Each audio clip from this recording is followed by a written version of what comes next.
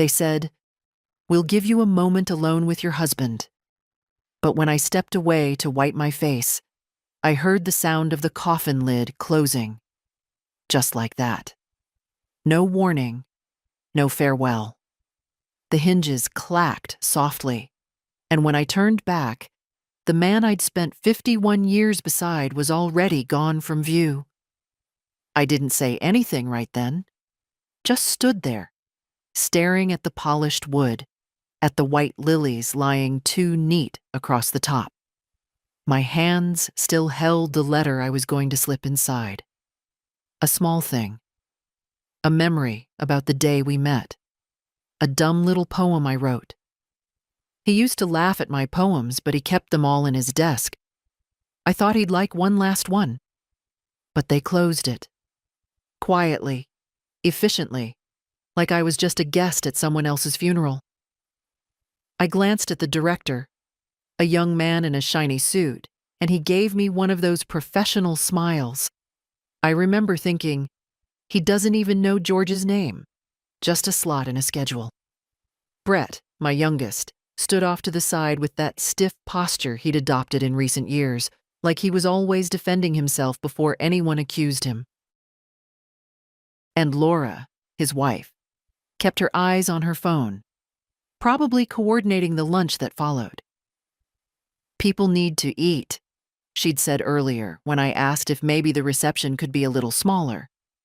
"Grief burns calories." I stood there until someone gently touched my elbow. "Mrs. Hale," the assistant said, "we're about to transport the casket." I didn't move. Couldn't, really.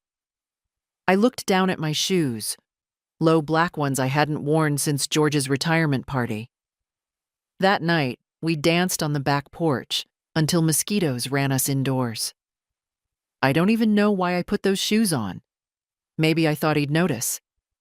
I stepped aside, watched them wheel him away like luggage, and I remember thinking, this is what the end looks like. Not in a hospital bed, not in whispers and morphine. This is it. A moment you don't get back. A lid you didn't ask to close. Back at the house, everything smelled of furniture polish and store-bought flowers. People talked around me, not to me. Laura had hired a catering company without asking me, and every tray was something George never ate. "We didn't have time to consult you," she'd said. "We wanted it done right." Her version of right never matched his life. I stood in the hallway and watched as people moved through our home like it was a hotel lobby. The grandchildren looked bored. Brett gave a speech about legacy, called George a man of quiet resilience, and I almost laughed. George was loud. Not in a rude way, he just filled a room. He hated pretense, liked his eggs runny, and danced when nobody asked him to. When people left, I found myself in the kitchen, washing dishes that weren't even mine. Laura had brought her own platters, even though our cabinets were full. "I didn't want to burden you," she'd said. But the sink still filled with plates. At some point, Brett came in. He looked tired, but not like grief-tired, just annoyed. "You okay, Mom?" he asked, voice already halfway out the door. "I didn't get to say goodbye," I said, still holding a wet glass. He blinked. "You had time." "They gave you a moment." "No," I said. "They gave me a closing." He didn't respond, just nodded like he was checking a box. Later, I heard him telling someone on the phone, "Yeah, it went fine. Smooth, actually." Smooth. That night, I sat alone in our bedroom. His side of the bed already looked too neat. George always slept like a child, half off the mattress, blankets in a knot. I took his pillow and held it close, but it already smelled more like dust than him. I didn't cry. That surprised me. What I felt wasn't sorrow. It was something else. Like a rope had been quietly pulled from under me while I wasn't looking. Not grief. Displacement. They closed the lid without me, without asking. And in doing so, something shifted. Not just George's presence, but mine. I had a sudden, sharp thought. This house doesn't feel like mine anymore. And that was the moment something old in me cracked, and something older stepped forward.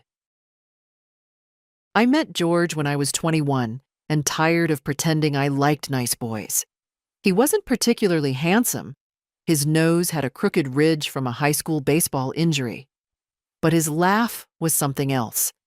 It came from deep inside, like a muscle that had been well used all his life.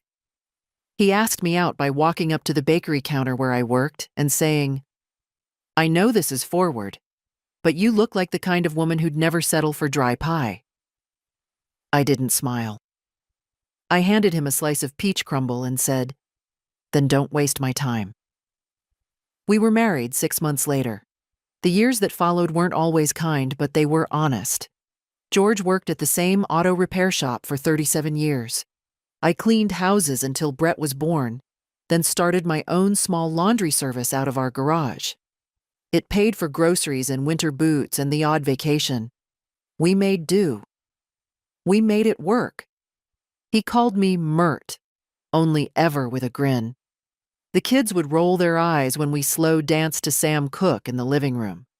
But George never cared about appearances. He said love was a verb, and he proved it every single day. After he retired, he built a small bench in the garden, sat there every evening sipping lukewarm tea, staring at the hydrangeas like they were paintings. "They don't complain," he'd say. "Don't gossip. Just bloom."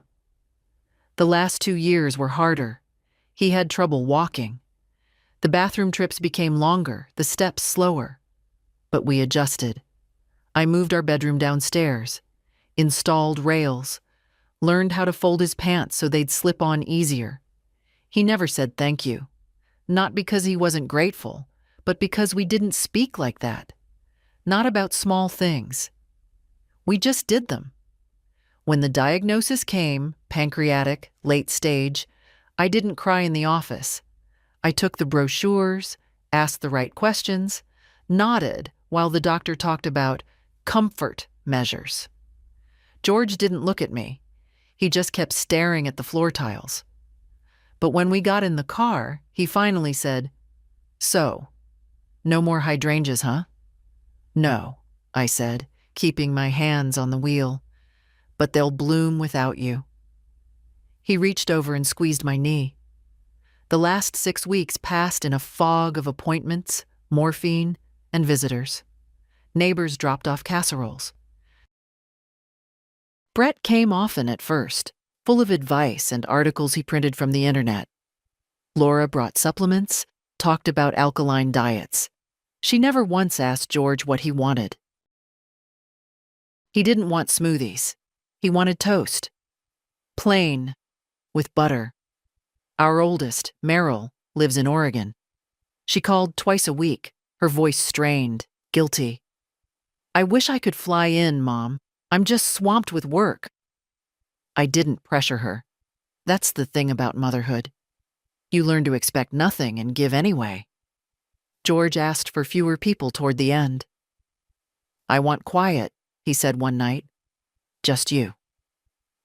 The night he passed, the nurse was in the kitchen making tea. I was sitting by the bed, reading aloud from a worn mystery novel he never finished. I looked up, and he was already gone, mouth relaxed, eyes half open. I didn't scream. I didn't even move. I just closed the book and placed it on the table. The funeral plans came together faster than I expected. Laura took charge, said it was easier this way. I agreed, not because I trusted her taste, but because I didn't have the energy to argue about flowers and font sizes. Brett asked if he should speak. I said yes. It felt like the right thing to say. The only request I made was that I be allowed to sit beside the casket for a few minutes before they closed it. "Of course," they said. "You'll have your moment." That was what they called it. A moment. But moments don't last. And no one ever tells you how fast they go until you hear the sound of the lid clicking shut behind you. Now, 3 days after the funeral, the house is too quiet. I keep thinking I hear him upstairs humming off-key. I go to the pantry and his favorite mug is still there, the one with the faded fishing boat. I can't bring myself to move it. I've never felt so hollow and yet so alert. I know something shifted at that funeral. Not just in my heart, but in the air. Something cracked open. Not in a tragic, poetic way. More like a drawer you didn't know was jammed until it suddenly slid free. And now that it's open, I can't pretend not to see what's inside. The first sign that something was off came in the form of a password. About a week after the funeral, I tried to log into our joint bank account, something I'd done for years to pay bills, check deposits, transfer the odd amount to the grandkids' birthdays. But this time, the login failed. Password incorrect. I tried again, and again. Then I saw the note. Account access restricted. Please contact your branch. I called the number. A woman with a high, flat voice asked for my name and date of birth. Then she said, yes, this account has been updated. You'll need to speak to Mr. Brett Hale for further access. I nearly dropped the phone. Excuse me? I asked, keeping my voice level. That's my husband's account. Joint account. My name is on every statement. The woman hesitated. Yes, ma'am. But the recent authorization added your son as primary contact after the death certificate was processed. He's the executor, correct? Yes, I said. But he doesn't live here. I do. And I need to pay the gas bill. Of course, she replied. But you'll need to speak with Mr. Hale to restore full access. I can't override the designation. I hung up. I sat there for a long time, staring at the beige wallpaper in the dining room. We never did repaint it, though I'd mentioned it every spring. It struck me then, how quickly the shape of your life can be redrawn by someone who's not even sitting in the room. Brett came by that afternoon with 2 coffees and a pat on the back, like I was a colleague who'd just gotten over the flu. Hey, Mom, he said, stepping over the threshold without knocking. Brought your favorite, half decaf, no sweetener. I looked at the cup. I drink it black. He blinked. Oh, thought you liked the half decaf now. Laura said, I drink it black, Brett. He shrugged and set the tray down. Anyway, I figured we could go over some paperwork. Lots to take care of. Insurance, probate, the works. I've been talking to a lawyer, just streamlining things. I watched him open his laptop like he owned the table. I tried to access the bank account, I said. Oh, right. He didn't look up. Yeah, they switched the permissions. Standard stuff after a death. I'll get you added back. Just wanted to make sure things were organized first. Organized how? He glanced up then, just briefly. Mom, don't worry. You don't need to deal with all this.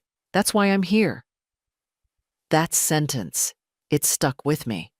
You don't need to deal with all this. As if I hadn't dealt with it every day for 50 years. As if George and I hadn't paid off that mortgage one thin check at a time. As if I hadn't built our laundry service from a folding table and a borrowed washer. Now suddenly, I didn't need to deal. Later that week, I overheard Laura in the hallway talking to someone on speakerphone. She didn't lower her voice. I think it'll be easier if she moves in with Meryl. She has more space, or even an assisted place nearby. Brett and I are too tied up with the boys right now, and the house is, well, you know, big. The house. My house. The same one George and I built a second bathroom into when I got tired of sharing. The one where every floorboard knew the rhythm of my step They'd already begun dividing me up like a misplaced box in an estate sale. That night, I walked through each room with a notebook, not crying, just noting the things they wouldn't understand. The chipped blue bowl we bought on our honeymoon, the crooked picture frame George refused to straighten. "It leans like us," he'd say. I found the envelope with the original deed. Both our names. Still there.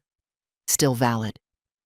I also found a stack of unopened mail, medical bills, condolence cards, and an invitation, Laura's handwriting, inviting George's colleagues to a celebration of life brunch the following weekend.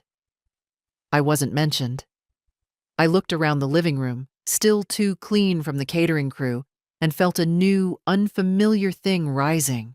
Not anger, not even sadness. It was something closer to clarity. They were already moving on. And not just from George. From me. But I wasn't done being present. Not yet. Not quietly. Not on their schedule. The next shift came when I found a man standing in my driveway, clipboard in hand, tapping his pen like he had somewhere better to be. It was a Tuesday. I was wearing George's old flannel over my nightgown, watering the potted roses near the porch. They weren't doing well this season. Too much sun, maybe, or too little care. "Mrs. Hale?" he asked, squinting at me. "Yes?" "I'm here about the transfer papers. Mr. Hale said you'd be expecting me." "Which Mr. Hale?" I asked, though I already knew. He flipped through his clipboard. "Brett Hale. He filed for title reassignment on this property. We just need your signature to finalize it." My hand went cold. "This property is already titled," I said, stepping forward. "It's under my name and my husband's. There's nothing to reassign." The man, mid-30s, tan lines from sunglasses, glanced again at the paper. "Right. Well, looks like he's consolidating things through probate.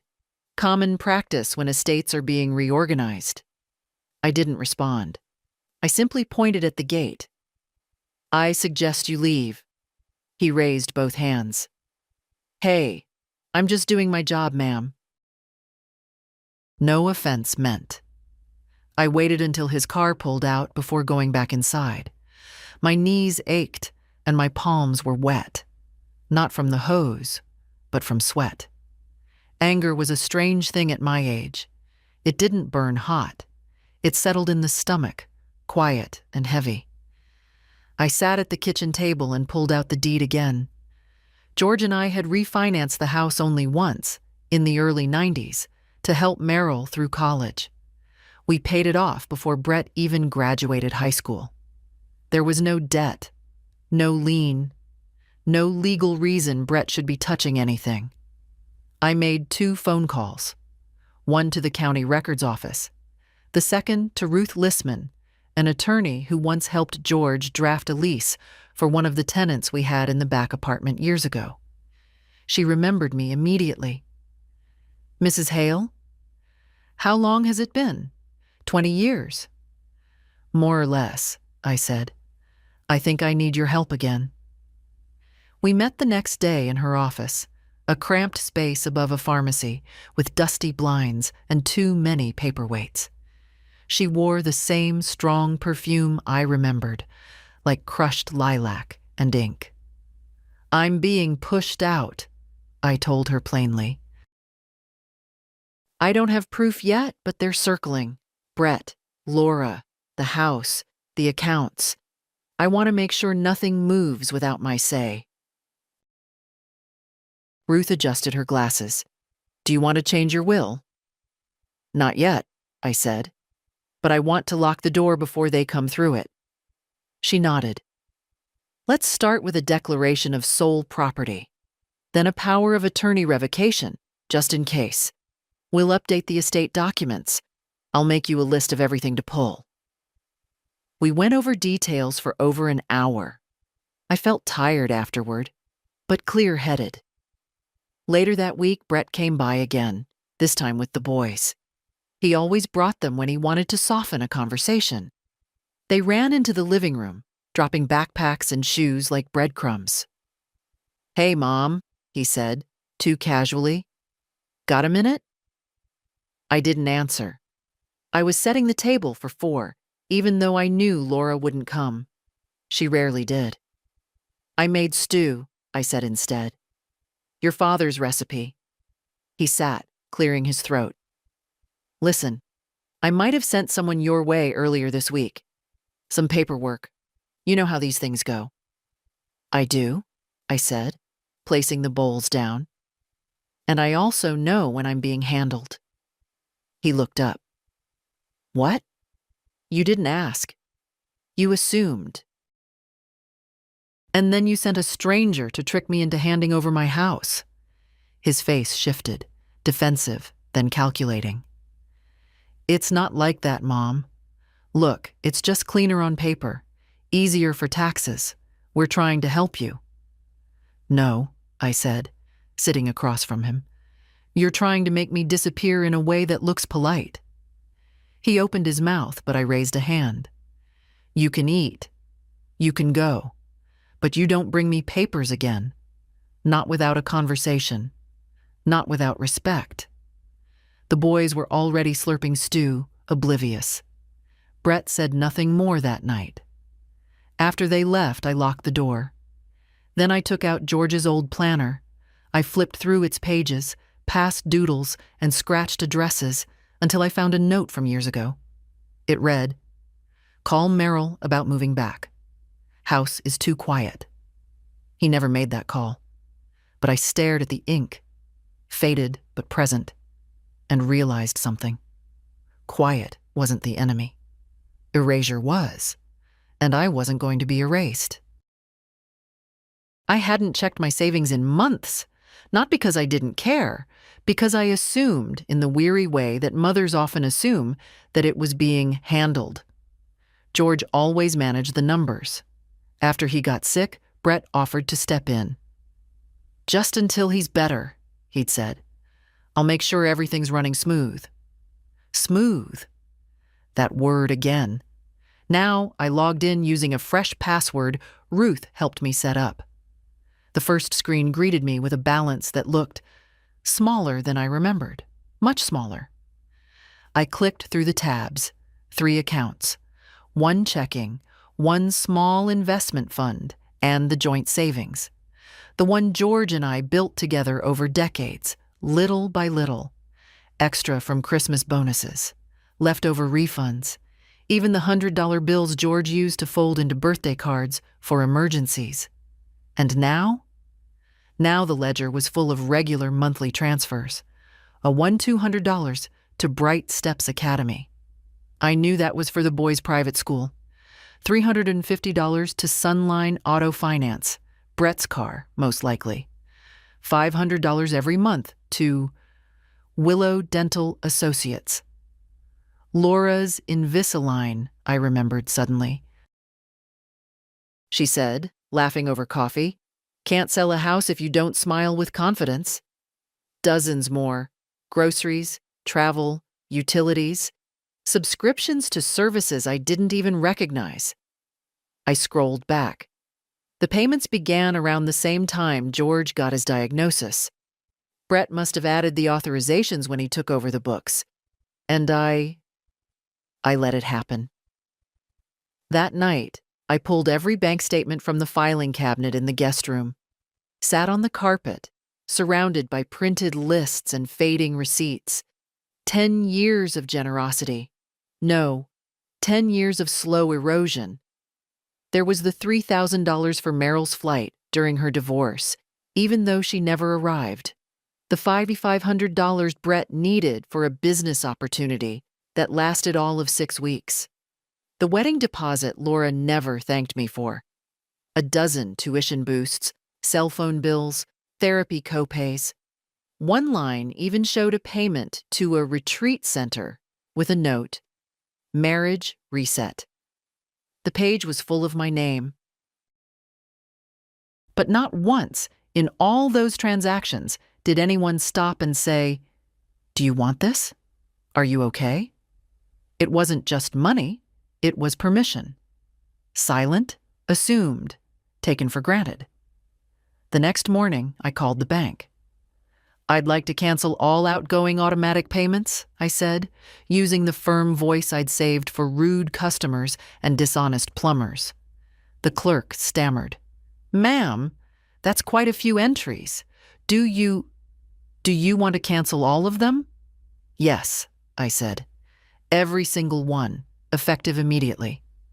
Some of these are family linked, like health insurance. I'm aware.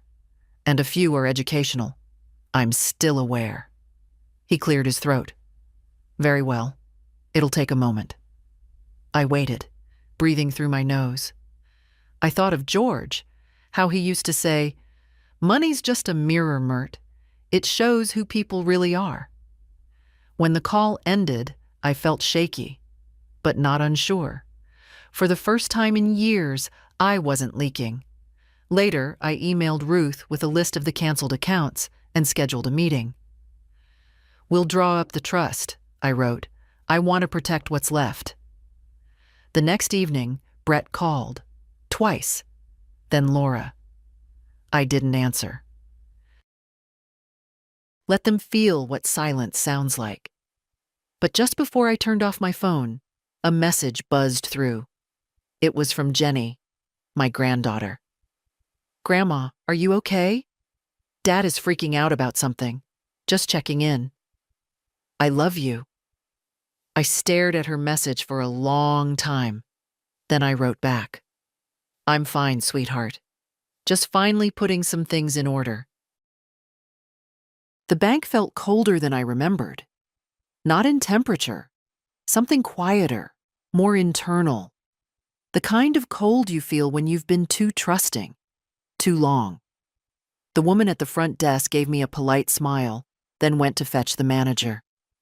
Richard came out 5 minutes later, the same man George and I had dealt with for years. His tie was still crooked in that boyish way, but his smile faltered when he saw me. Mrs. Hale, he said, extending his hand. I heard you called. Is everything all right? No, I replied evenly. But I'm here to fix that. He led me into his office. The glass walls let the morning light pour in, but it didn't feel warm, just exposed. I sat down, opened my notebook, and laid out every change I wanted. Ruth had helped me list them in clear order. I need all financial power of attorney removed from Brett Hale, effective immediately. I want account access reset to me alone. He shifted in his seat. Of course, I can help with that. And I'd like to create a living trust, something protected, separate. My granddaughter Jenny will be the sole beneficiary. He paused. I understand, he said, typing something quickly into his screen. You'll need to come in again with her for verification, but we can start that process today. I nodded. He clicked, printed, handed me forms. I signed each one without hesitation. For every pen stroke, a memory surfaced. A check for summer camp, a down payment on Brett's kitchen renovation, private tutors, dental work, a gym membership. Each signature, like a small burial, not of people, but of expectations. When it was done, Richard stood. If I may say so, he began carefully, you're doing something many people should have done sooner. I know, I said, but I was still hoping they'd turn around if I just gave more. He didn't respond, just nodded with a kind of quiet respect I hadn't felt in a long time. By the time I got home, the phone was ringing. I let it. Then a text came through from Laura. Mert, this is really inappropriate. We need to talk. There are things you don't understand. You're making things complicated for everyone. I didn't answer. 2 hours later, the doorbell rang. I watched through the peephole. Brett. Alone. He looked unprepared. His hair messy, like he'd been running his hands through it. No kids this time. No props. I opened the door but didn't invite him in. "Mom," he said, "can I come inside?" "That depends," I said.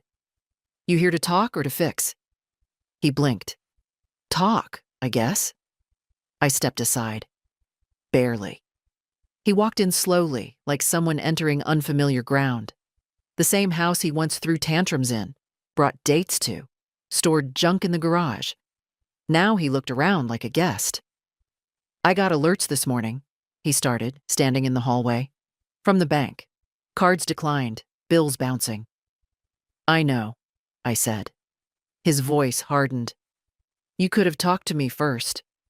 "I did, for years, just not in the language you were listening to." He went quiet. Then, "Why would you cut off Jenny's school payment? She's still a minor." "I didn't," I replied.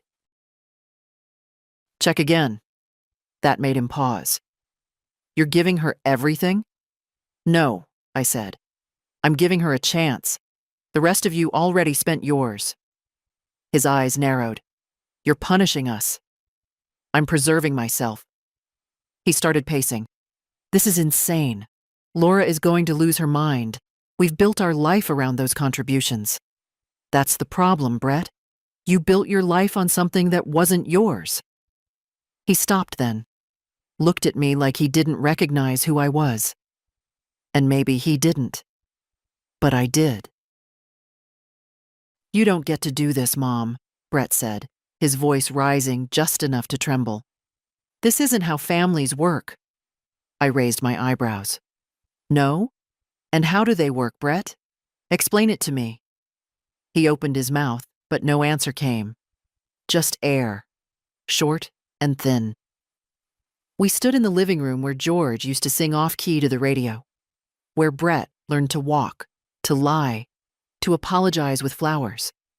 I leaned against the table and folded my arms. "You think I cut you off out of spite," I said. "But I didn't. I did it out of clarity. And you should be grateful, really. Now you can finally prove how independent you are." He winced. "This house," he began. "This house," I interrupted, "was bought with George's sweat and my stubbornness. This house has seen more of my knees than your hands. You want it? You earn one of your own." His jaw clenched. "You're being vindictive." "No, I'm being awake." He looked around the room, probably searching for something to anchor himself. Something familiar. But it wasn't his anymore. Maybe it never really was. "Jenny's not going to understand," he tried. "She already does," I said. "She's the only one who ever asked how I was doing without needing something in return." He sank onto the couch, the same one he once spilled grape juice on as a child. I didn't offer him tea. I didn't offer him comfort. "You could have talked to me," he said quietly. "I know I haven't been perfect. But you blindsided us." I didn't respond right away. I watched him. A grown man who once clung to my hand crossing the street. A boy I loved more than breath, now looking at me like a stranger. "You made it clear I was optional," I finally said. "You closed the lid. You moved the money. You planned your future without asking if I had one." Silence. Then, "So what now? You just cut us off forever?" I didn't blink. "For now. You can still call. You can still visit. But not for money. Not for inheritance. Not to play chess with my grief." He nodded slowly, like a man rehearsing surrender. When he finally stood up, I saw it. Something that wasn't anger or arrogance. It looked like shame, and I wasn't cruel enough to savor it. At the door, he paused. "You know, I always thought Dad would have been proud of me. Of the life I built." I tilted my head. "He might have been, if you'd built it with your own hands." Then I closed the door. The lock clicked. It was the first time I'd ever locked it behind him. Later that evening, Jenny called. Her voice was soft, like she already knew something had shifted. "I saw Dad's face when he came home," she said. "He didn't say anything, but I could tell." "I didn't want to hurt him," I told her. "I just couldn't keep bleeding." "I know, Grandma. I really do." We stayed on the phone a while, talking about school, her part-time job, the garden she was starting from seed. She asked if she could visit over the weekend. "You never have to ask," I said. After we hung up, I sat alone in the darkened living room. I didn't feel triumphant. I didn't feel sad. I felt still, like the surface of a lake after the wind stops. The days that followed were quieter than I expected. Not lonely, just empty in a way that felt honest. There was no artificial busyness, no phone calls about misplaced receipts or forgotten logins. No Laura asking if I could just handle the electric bill this month. It's been crazy. The silence wasn't punishment. It was space. For the first time in years, I moved at my own rhythm.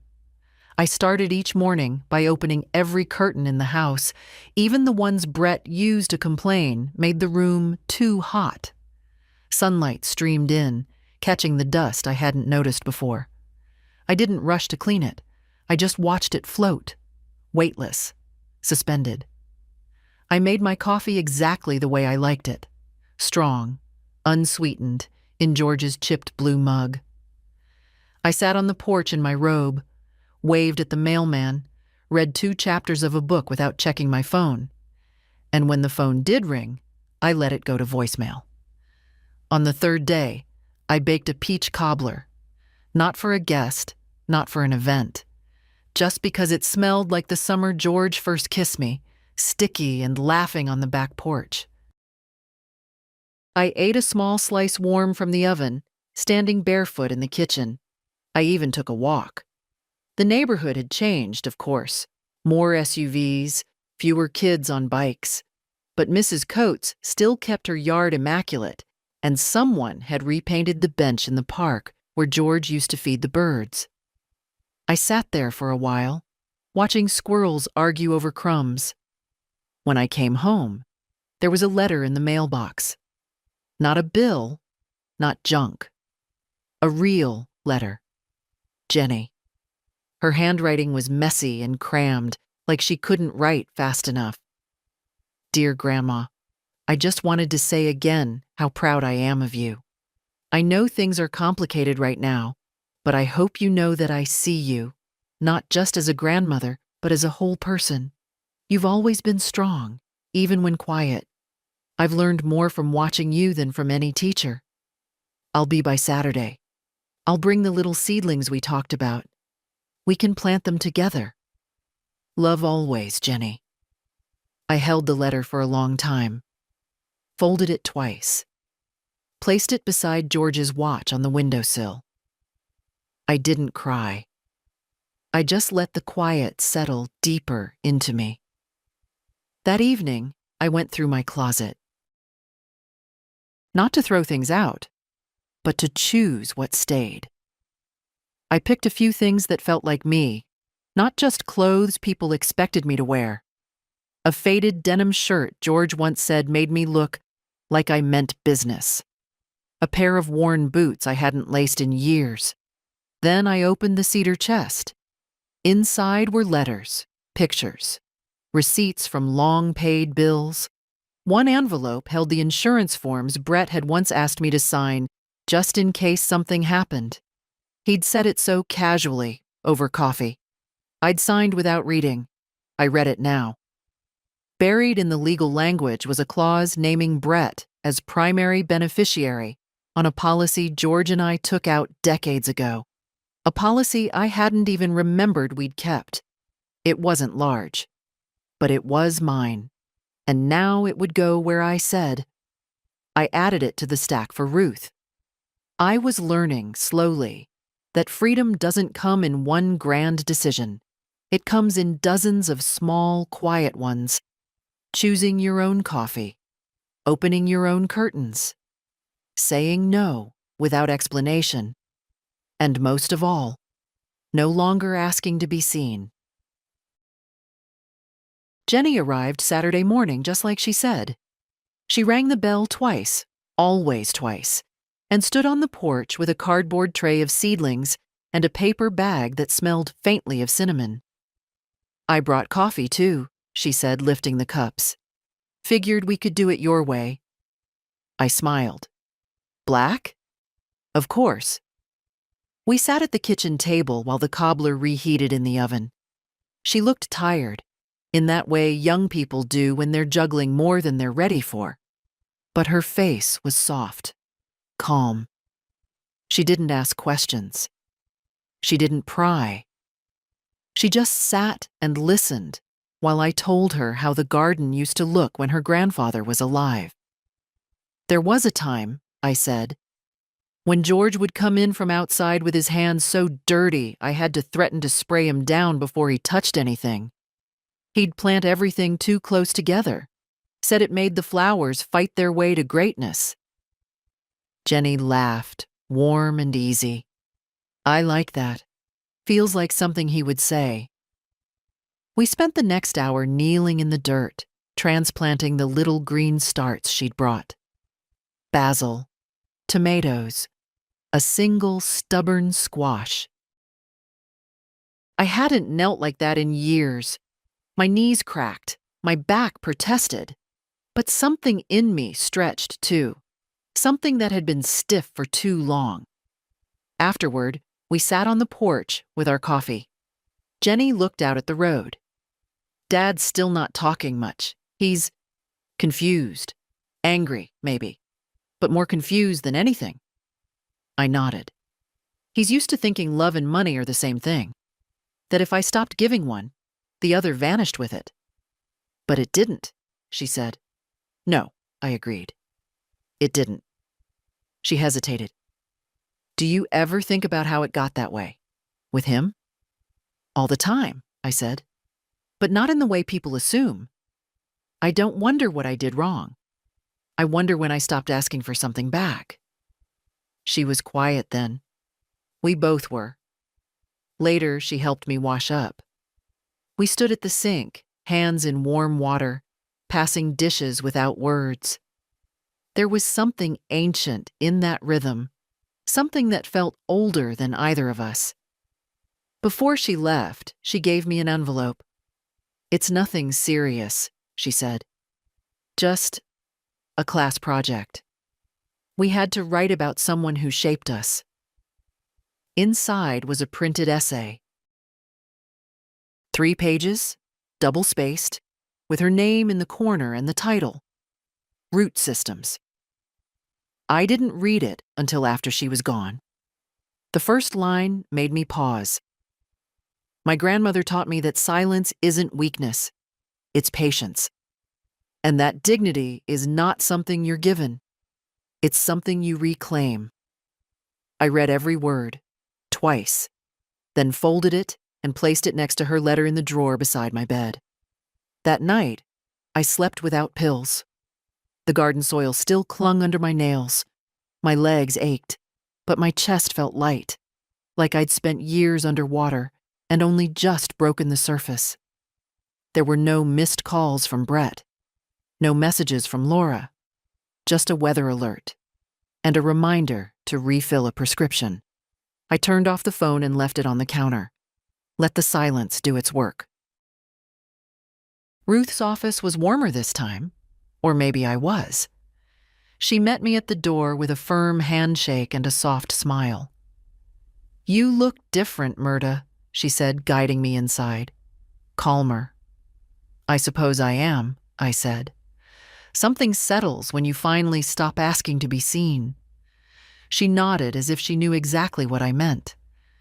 We sat at the same desk, but now there was a folder between us with my name printed in clear black letters.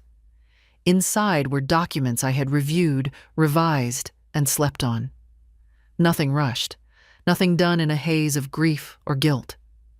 "This is the trust," Ruth said, sliding the first page forward. "Irrevocable, funded entirely by your remaining assets, named beneficiary, Jennifer Hale." I read every word, every clause. The language was dry, but the meaning pulsed underneath. "I don't want her to know yet," I said. "Not the whole of it. She's still young. She needs to live without the weight." "Understood. We can include stipulations for age-based access, educational milestones, anything you like." I chose 30. Not because I thought she'd need it then, but because I wanted her to arrive there on her own terms. With experience, not entitlement. The next page was the revised will. No room for ambiguity. No polite shares for children who treated me like an old appliance.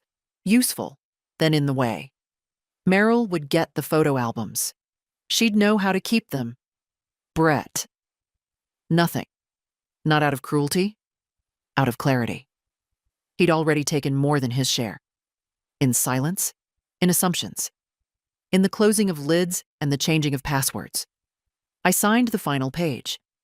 Ruth stamped it. "There's one more thing," she said, opening a smaller envelope. "We discussed setting up a healthcare directive. It allows you to name someone to make decisions if you're incapacitated." "I want Jenny," I said.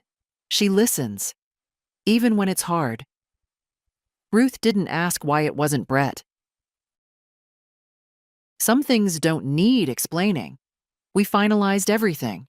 Copies printed, notarized, sealed. I tucked mine into a new folder, labeled it in bold pen. Mine.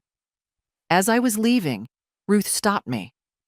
"You know," she said, "I don't get many clients your age who take this much control. Most wait until it's too late." "I waited long enough," I replied. "But not too long." When I got home, the house didn't feel like a holding space anymore. It felt chosen. Every photo still hanging was there because I wanted it. Every item in the fridge, something I'd picked. The pile of mail on the counter was mine to open or ignore. I sat in George's chair with a blanket across my knees, looked out the window at the garden where tiny green leaves had begun to push through the dirt. Jenny's seeds fighting their way to light. That evening, I made soup. Not for a visitor, not to impress, just because it warmed me. Halfway through, the doorbell rang. I opened it to find Laura.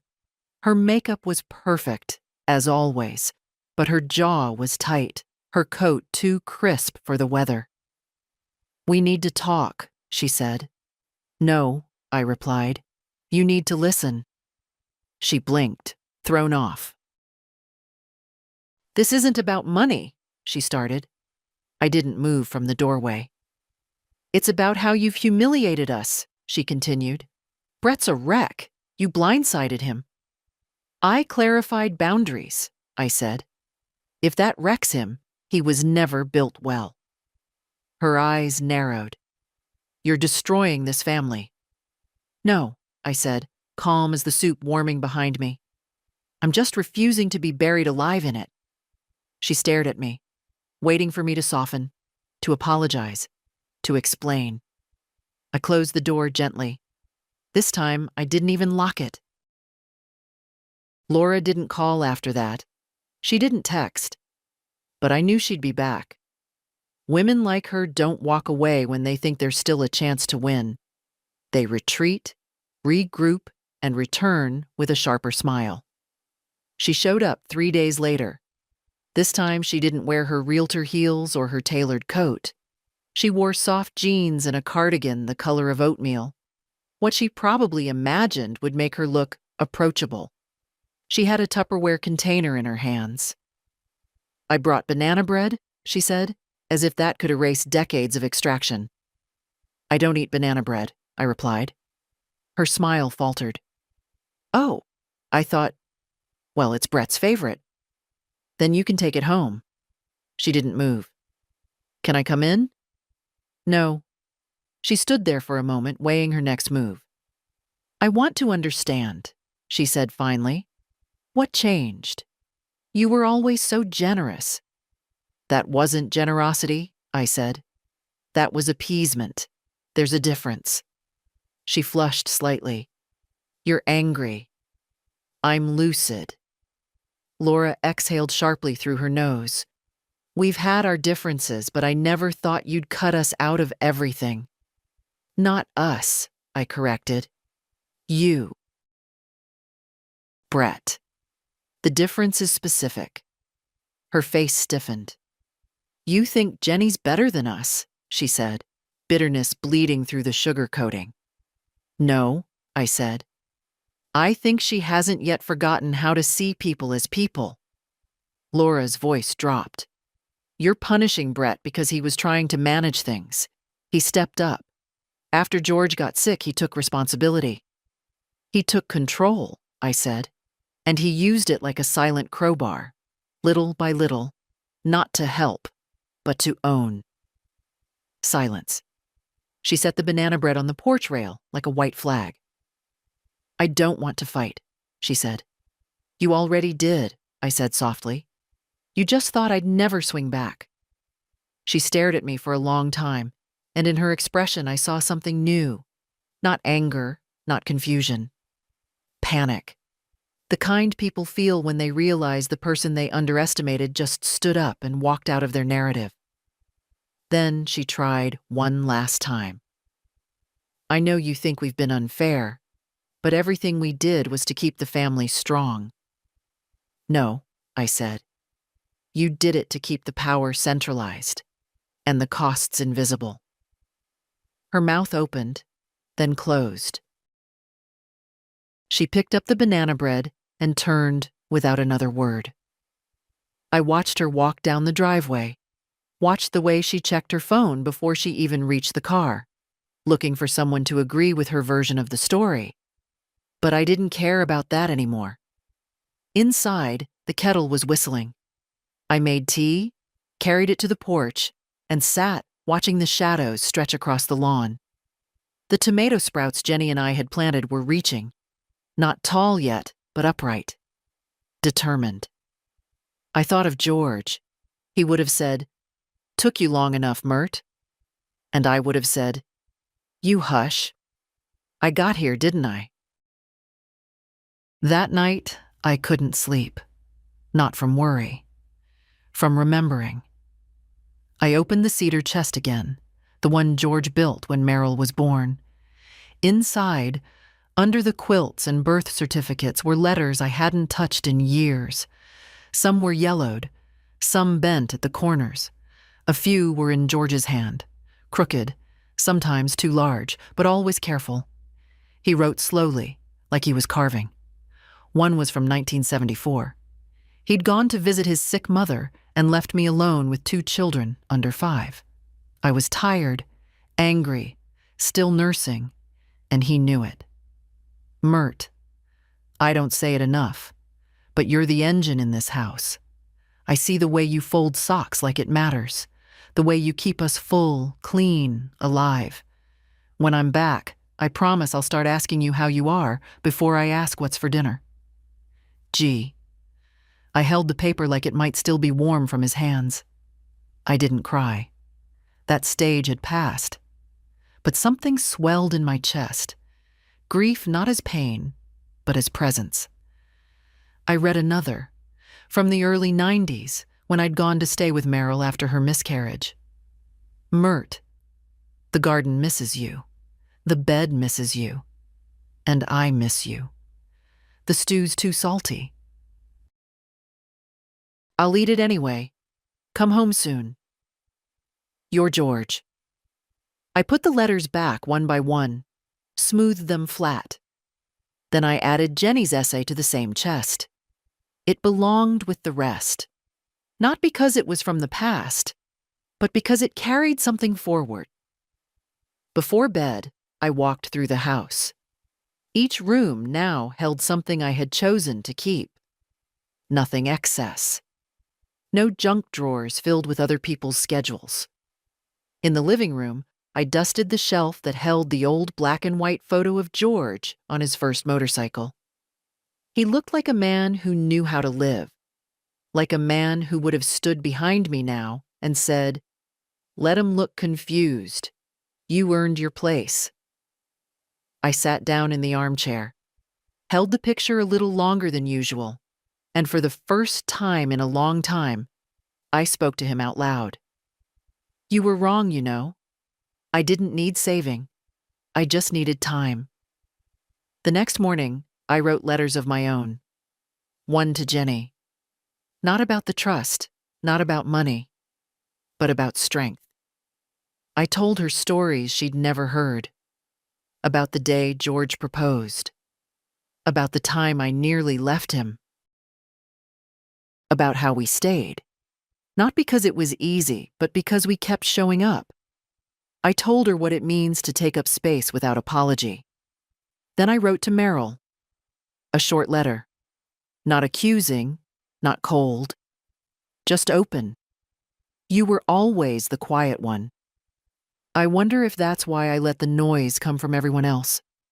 I miss you. Not the daughter in Oregon. The one who used to hum while she helped me shell peas. Write when you can. Mom? I didn't write Brett. Not yet. Some bridges burn because someone lit a match, others because no one bothered to tend them.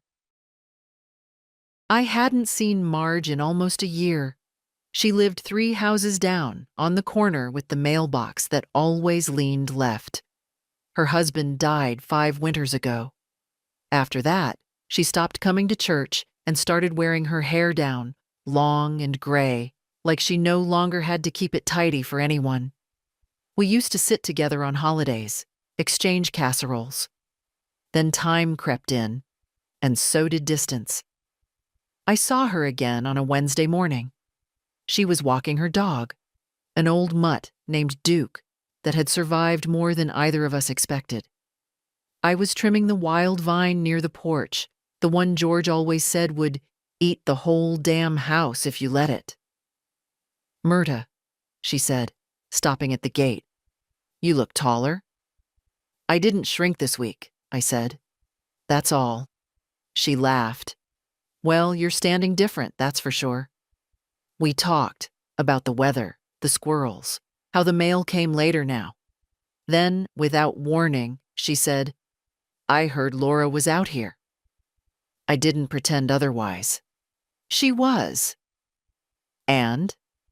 She left with her banana bread. Marge nodded, like that was enough explanation. She leaned on the fence post. Duke laid down with a sigh. I know what you're doing, she said, her voice low. And I want to say, it's brave. It's overdue, I replied. Same thing at our age. She looked down the street, then back at me. You remember when Henry passed? The week after, my oldest son called to ask where I kept the keys to the camper. Never said sorry, just wanted to know if he could take it upstate with his friends. I remember, I said. I told him the locks had changed. He didn't call again for 3 months. I didn't say anything, just listened. Marge adjusted her scarf. You know what got me, she continued. Not the silence, the surprise. I thought I'd raised them better. Turns out I'd just raised them soft. Comfortable. That word again. Comfortable. It's not the same as safe or kind. I don't want to leave this world tired, I told her, or confused. No, she said. You want to leave like you lived, once you remembered how. She looked at me then, not as a neighbor, but as something closer. A mirror, maybe. Can I come by tomorrow? She asked. I'll bring real tea. I'll make cobbler, I said. We smiled, like survivors. That afternoon, I sat on the porch with the letters I'd written but not mailed. Held them in my lap like warm stones. The tomatoes in the garden were finally beginning to thicken. The squash looked like it might outgrow its box. Everything reaching. Everything growing. Not because someone told it to, but because it was planted right. The wind picked up. I tucked the letters back into their envelopes.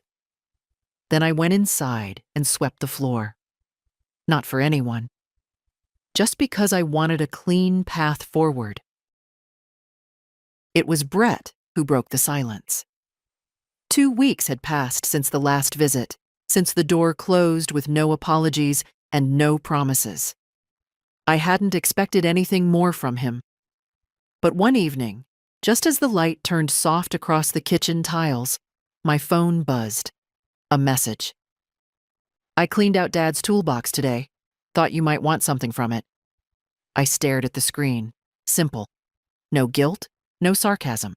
But also no, "How are you?" No, "Sorry." Just a nudge, a tether. I didn't reply right away. I made myself tea, finished folding the laundry, then walked out to the garage where George's own tools still hung in perfect rows. He'd labeled everything, bent labels, fading ink, but still there. Wrench, bike tape, not the good kind screws, no matches here. Even in his system, there was humor. I didn't need anything from Brett's cleaned-out box. I had the real thing.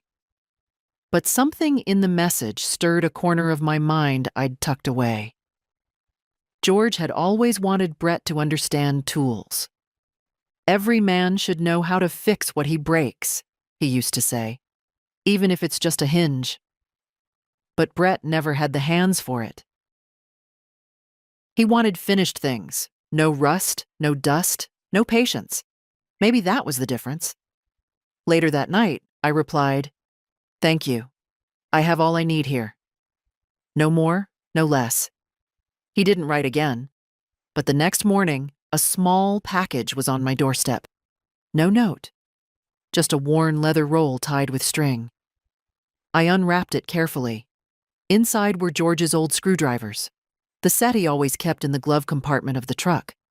They smelled faintly of oil and eucalyptus, the scent of 1,000 small repairs. I held them in my hands, not for use, for memory. That day, Jenny came again. She brought groceries she thought I needed, I didn't, and wildflowers she picked from the trail near her apartment, I did. We cooked lunch together. Nothing fancy, just lentils and toast with garlic butter. But the way she moved around the kitchen, like she belonged, reminded me how love works best when it doesn't ask for proof. "Have you thought about seeing them?" she asked carefully. "Dad, Meryl, even Laura." I paused. "I've seen them," I said. "For years. They just haven't been looking back." She nodded. "I know." We ate on the porch, the garden blooming behind us. Her hair was tied up in a messy knot, just like I used to wear mine when I was her age. It struck me how much she carried that none of them had ever earned from me, but she gave it anyway. "I think about him a lot," she said softly. "Grandpa, I didn't get to say goodbye." "They closed the coffin," I said. "They closed a lot of things." She looked at me, not with pity, but with a kind of quiet reverence. "I'm glad you opened something back up." That evening, after she left, I walked the perimeter of the yard, checked the fencing, pulled a few weeds, picked a handful of ripe cherry tomatoes, too warm, too sweet, just right. Then I stood in the driveway where George used to park the truck, where Brett had once learned to ride his bike, where Laura had staged family photos with everyone smiling in ways we didn't always feel. The wind moved through the leaves. No drama, just movement. Inside, I made myself a note. Finalize update with Ruth. Prep donation boxes. Keep the screwdrivers. Some things didn't need to go. Some things had earned their place. The house is quieter now, but it no longer feels like absence. It feels like presence, finally given room. In the mornings, I still open all the curtains. I sweep the floor whether it needs it or not. I cook for one without apology. I don't check my phone first thing. I don't wait for a knock that never comes. I don't listen for footsteps that stopped long ago. The porch has become my favorite place. I sit with a blanket, sometimes with a book, sometimes just with breath. The wind speaks in a language I finally have time to learn. I've started naming the birds, not with real names, with the ones I think they'd pick for themselves. The bossy one is Midge. The solemn one near the feeder is Walter. There's peace in that kind of foolishness. Ruth came by last week. She brought copies of everything: the finalized trust, the updated will, the notarized letter naming Jenny my healthcare proxy. We sat at the table where George and I once played rummy with sticky fingers and mismatched decks. She handed me the folder. "You've got it all locked down now," she said. "Solid and clear." "I didn't want to win anything," I told her. "Just wanted not to disappear." "You didn't," she said. "Not even close." When she left, I placed the folder in the chest, right beside George's letters, Jenny's essay, my own quiet resolve. Yesterday, Merrill called. She didn't ask for anything. She didn't explain why so many years had passed in silence. She just said, "I was thinking about Dad, and then about you." "I'm here," I said. "I know," she replied. "I think I finally understand what that means." We didn't stay on the phone long, but something passed between us. Not repair, not yet, but recognition. Sometimes that's enough. As for Brett, I haven't heard from him in weeks. That's all right. Sometimes sons return. Sometimes they don't.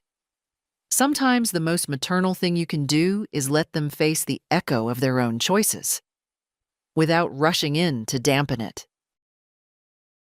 Jenny visits often. She brought a radio last time. Old, with a wood frame and a crackling knob. We tuned it to an oldies station and listened to Sam Cooke while planting the second round of beans. She sings while she digs. She sings off-key, just like George did. One evening, we sat in silence until she said, "You ever think about moving? Somewhere smaller?" I smiled. "No, this house still remembers me." She nodded. "Then I'll keep remembering it too." When she left, I watched her car pull away until the red lights curved around the corner. Then I stepped back inside and made myself a small dinner. Toast, tea, a few leftover peaches. The mail brought nothing urgent, just a circular for gutter cleaning and a birthday card from the pharmacy. I left both unopened. Before bed, I walked through each room, not to check, to greet. Each space holds something now that belongs only to me. The blue mug in the kitchen, the photo of George in the hallway, the screwdrivers in the drawer, the corner of the garden where the squash keeps taking over. This life is mine again. Not loud, not final, but whole.